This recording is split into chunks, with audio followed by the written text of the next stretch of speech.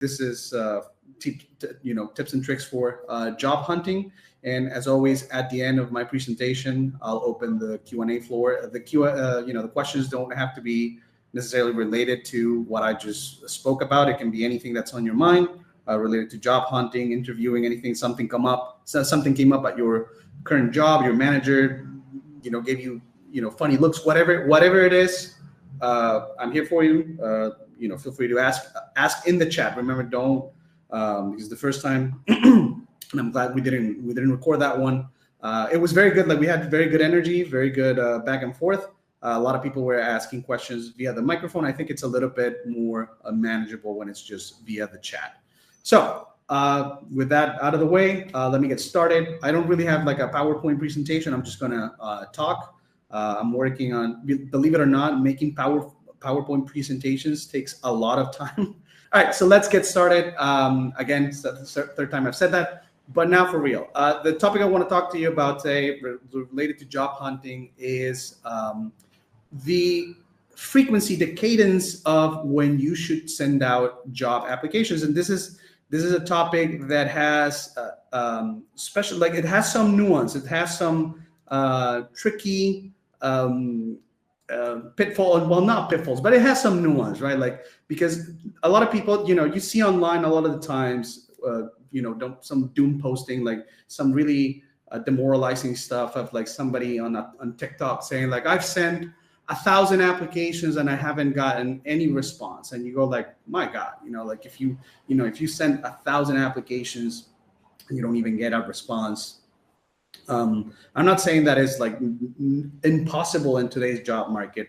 There's clearly something that you are probably doing wrong, right? Like, with that level, there's two phases of the job hunt, or two points of feedback. Let's put it like that. So number one is, if you're sending out applications and you're not getting responses, then there's something wrong with the way you're applying. It could be the jobs that you're applying to. It could be mismatch, which kind of falls on the category that I just said. But it could be mismatches with the resume, right? Like, you're sending out applications with a resume that's not really a good match. It could be the resume itself, right? So again, notice the nuance here. I'm saying you have a good resume, a good document, but you are not using it correctly, in the sense that you're not sending it to places that will value it, that will appreciate it, right? Like, that will think, oh, this is a good match. And then the other aspect is you don't have a good resume, right? So even if the job listings that you're sending, that you're applying to, they seem like a good fit, maybe your resume is not good. Now, since you're all in the program, you got our optimized resume. So it's not the formatting, it's not the document itself. So within, there's even further nuance within the resume being wrong. Several things could go wrong as well. It could be that the formatting is ugly. It could be that you don't present. This is something that I see it with a lot of you guys when you come in, when you're new, and we take your resume. Since we fix your resume for you, there's really no value in like explaining why your resume was not good or bad, right? We explain what makes a good resume once we hand you the one that we developed for you, but we don't go in depth of explaining what you did wrong, because there's no point. We fix the resume for you, so whatever. It's like a waste of time. But I see it a lot of times with people, or even people that just send me their resumes for a review. Like, I'm not going to fix necessarily their resume, but I'm just going to give them a little bit of feedback of what they're doing wrong. A lot of times people will have just irrelevant information at the top, irrelevant information, like the first thing that you read, or like to get to the juicy stuff, to get to the actual relevant part, the thing that, your experience that will actually, or your skills that will actually land you a job, the recruiter has to read like a lot. Right. And so like they just get tired, like they just throw the resume out. They have a lot of options. So this is the other nuance, like it could be that the content, the format, the layout of the resume is not right. None of you guys here will have that problem because you have the job stacking optimized layout, but it could be that the information is not good, or the contents of the resume are not good. They're not presented in a way, or the presentation is fine again, but the things that you described that you did as your experience are not good. All right. Now, again, this is not something that is this is not something that is most likely the case with you guys, right? But I'm just speaking generally, okay? Well, we can get into that later. But the point I'm trying to make is that there could be, if you are applying to a bunch of jobs, right? One of the reasons why, and you're not getting responses, right? One of the reasons is it could be the resume, right? It could be the resume. There's other reasons. I'm going to get into that later. But I want to say now, what happens if you do? So this is another aspect of the job hunt. You are getting, you send out your resume, you apply to positions, you are getting you are getting responses, you are getting calls from HR departments, from recruiters, but you go to the interviews, but you don't land jobs, right? So it's like you apply a bunch, you do get some feedback, but you don't cinch it, right? Like you don't sign the offer, or you don't get an offer. In that case, we know, right, that it's not the resume, that it's not your skills, and that it's not the job market. It's you, basically, like your interviewing skills. So if you're at that stage, right, where you're sending out resumes and you are getting responses, right, like nobody's gonna get like 100, 10 out, you send out 10 resumes, you get 10 responses. That's usually, that's not realistic. But you send out 10 resumes and you get 1 or 2 responses back, something like that. That's very good. That's a very good margin. That's a very good ratio. So you are in that phase, but you don't get the jobs. Then we know that what we have to focus on is the interviews. All right. So this is all preamble to talk about, to kind of set context on everything that, or most things that could go wrong on the job search, right? And we're not going to discuss the fact that, the job market, I'm sorry, that the job market is terrible, right? Like, because that's kind of out of our control. And so we have to focus on what we can control. Right, so what is the actual nuance, or which vector I'm trying to get at today? It's the one thing that a lot of people do wrong. And again, like you see this a lot when you see those TikToks of people, it's usually girls, saying that they've applied to 1,000 jobs, whatever.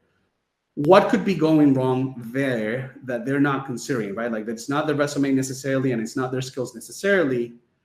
Well, I think that one big overlooked issue is the rhythm, the cadence of when you send applications out.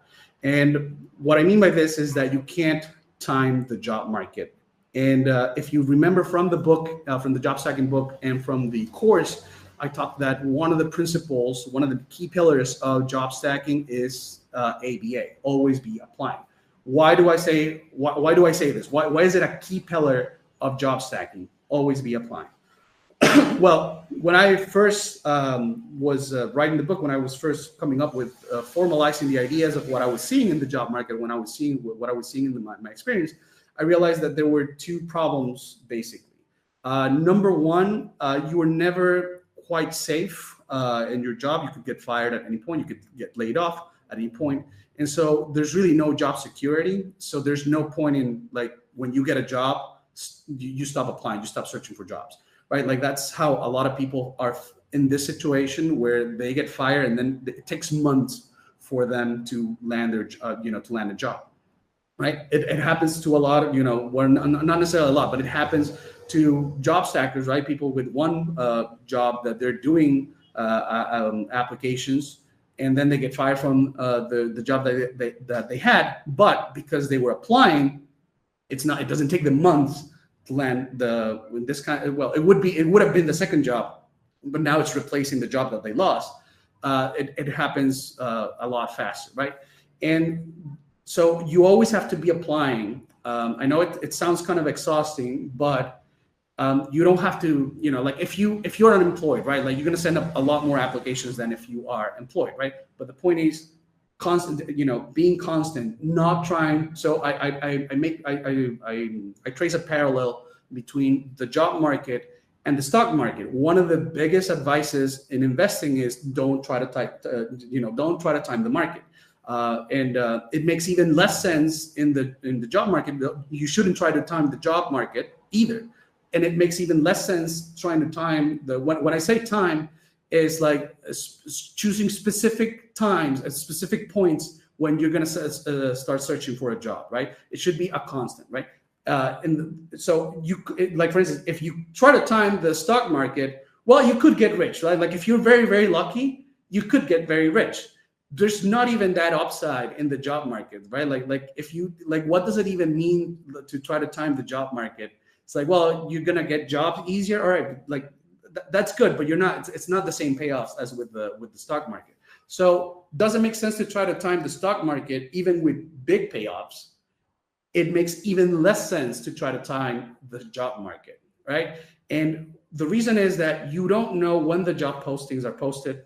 You don't know the state of the market at the moment. It fluctuates, right? Like it could be that in one quarter it was really bad, or 1 month, from 1 month to the other. Like there's so many, there's so much opacity. There's so much, there's so many things that we don't know that are going on behind the scenes.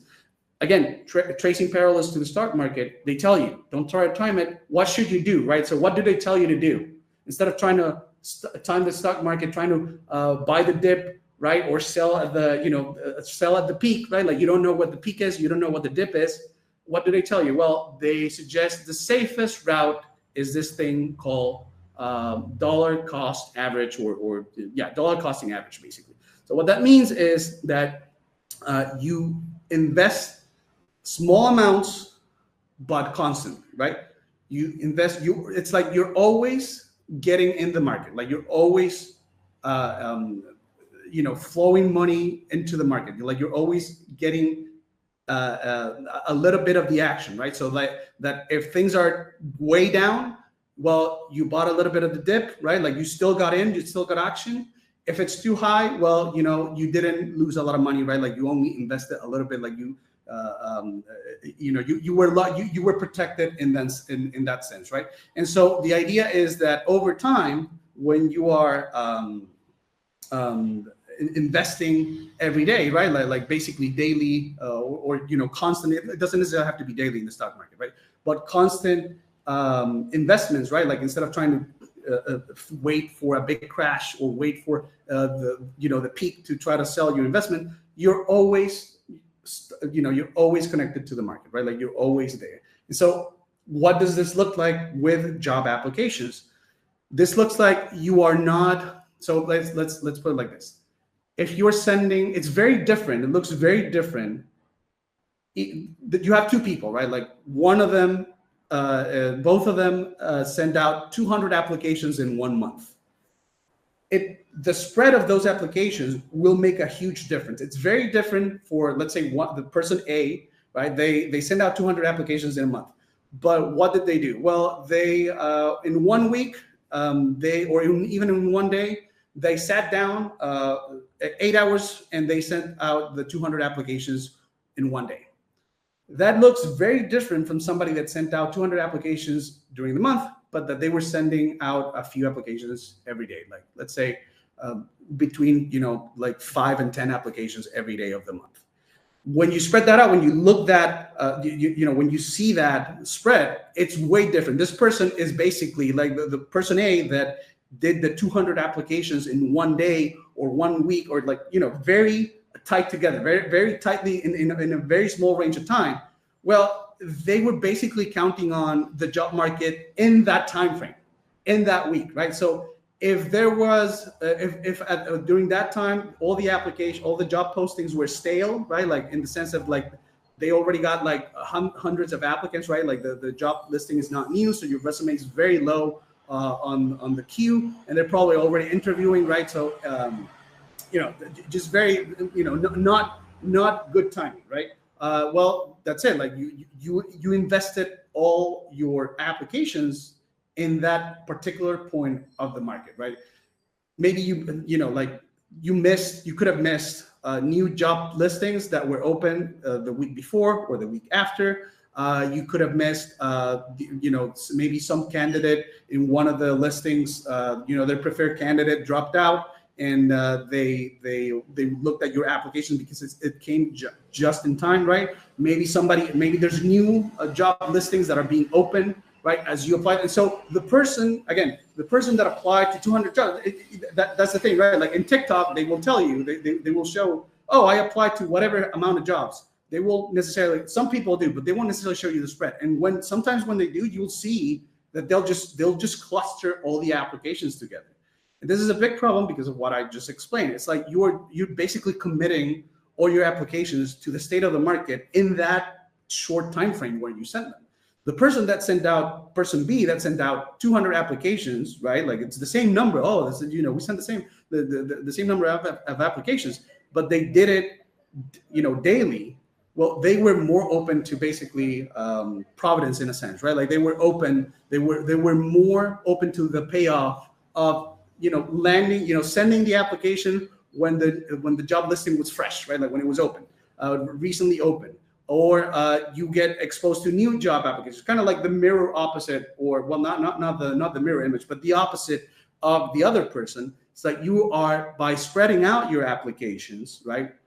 You are getting exposed to a lot more opportunities for upside because you are not committing your applications to a particular state of the market or the job listings in that in a short period of time. So when you see a lot of these videos, again, think when you see them, think, are they showing me the spread, right? Like, are they showing me the frequency where they're sending out applications? And there are many patterns that you can follow. I'm not saying send out necessarily 10 applications per day. A lot of times when you are employed, that's sending out 10 applications can take a lot of time, especially in today's market. They give you a bunch of like tests and like there's a bunch of BS applying to jobs. It can take a lot of time, right?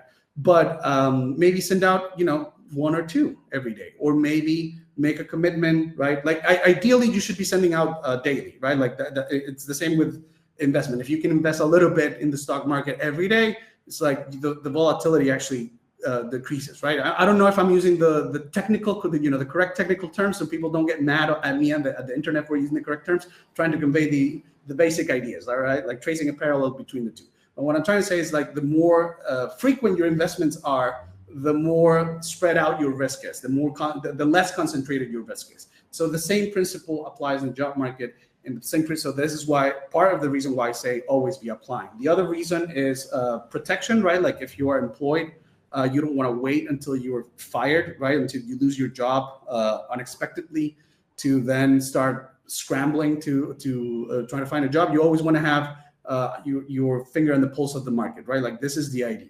So if you're in the job hunting phase right now of the program, keep in mind the spread. Don't think that it's about a number that, I sent 1,000 applications each month. That's great. Okay. It's good. Okay.